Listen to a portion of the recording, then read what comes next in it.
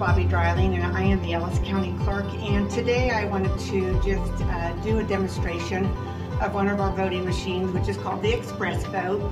It is one of the machines that we got back in 2019 when by federal law we had to go with voting machines that left a paper trail.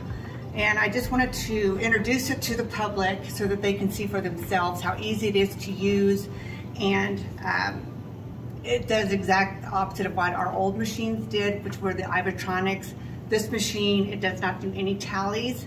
It just basically is a big pencil, or we call it a ballot marking device.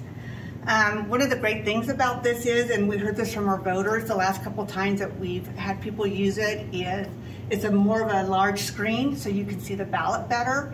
And a lot of, we had a few even say that they didn't even need their reading glasses to see the ballot, so they really like that.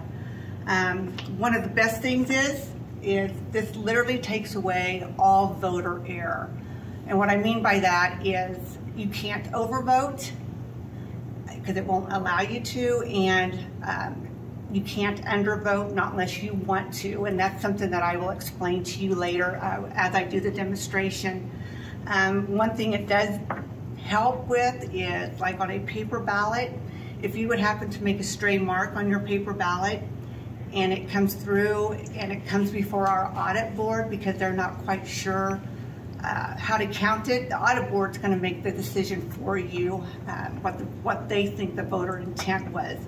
The Express Vote takes that completely away.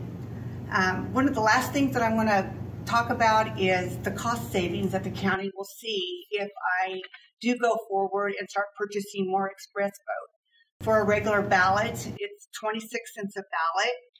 For the Express Vote, using this paper ballot right here, it's 9 cents a ballot. So that is a considerable savings.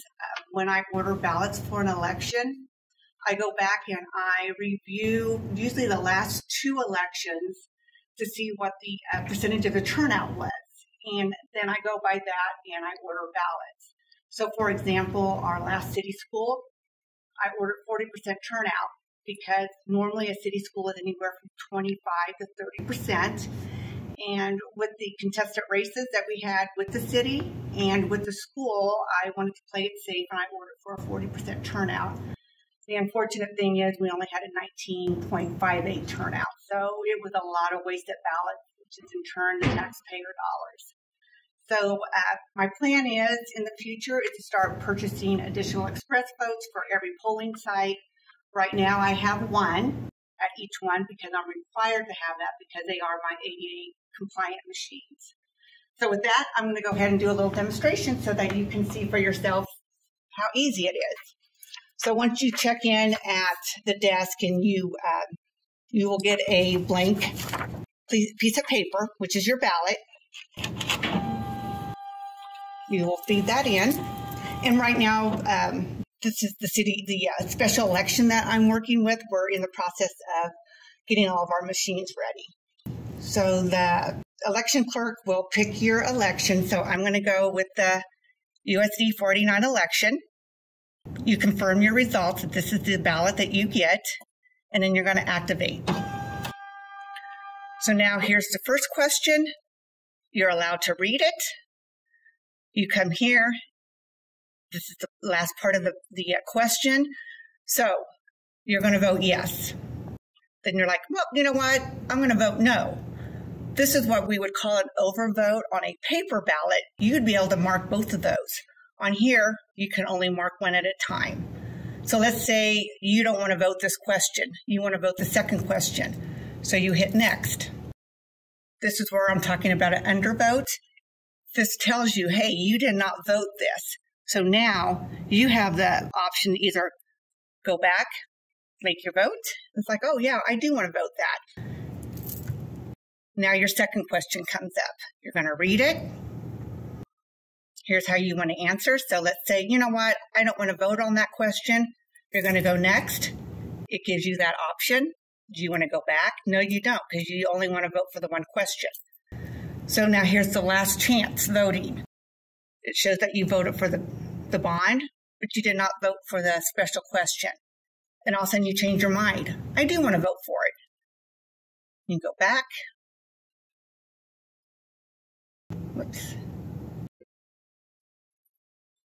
Well, hold on a second. We might want, oh, there we go. I want to vote no.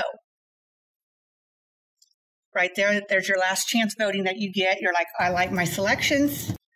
I'm going to go next. It's going to tell you to print your ballot.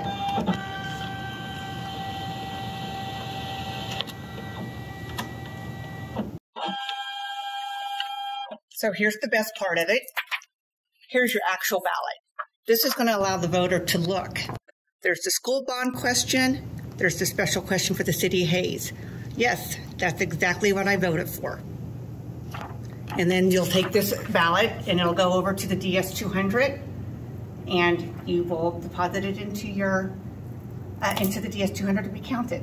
One thing I wanted to mention, so once you get your ballot out and you've reviewed it and then all of a sudden you decided you had a change of mind and you did want to vote yes for the other question, you would just take this ballot up to the clerk and it would be called then a spoiled ballot. They would give you another sheet and you would do the same process that you just did, because by law you get 3 chances to vote your correct ballot. So with the old machines you couldn't do that. With this one, you know, you get to see proof right away that your selections were what you made before you deposited to be counted. So with the bond election coming up here in May, I'm going to encourage our voters to come in and, you know, check out the Express Vote.